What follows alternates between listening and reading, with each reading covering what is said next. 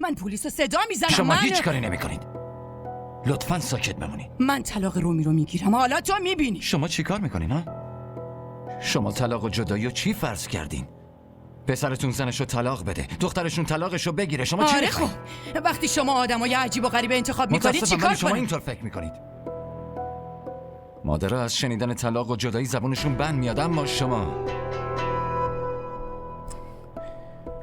من با پسر حرف زدم، اون قراره بیاد اینجا. پسر خیلی خوبیه. مادر پدرش هم آدمای خوبی هن. حداقل درو نیستن مامان. هر چیزی که توی دلشونه روی زبونشونه. جوری که مامانش با محبت رومیو کنارش نشونده، همین برام کافیه. بس دیگه. من نمیذارم این کار بشه، نمیذارم این اتفاق بیفته. شما هیچ کاری نمیکنید. هیچ کاری. ببینم این مدت کجا بودین ها؟ چرا حواستون به رومی نبود؟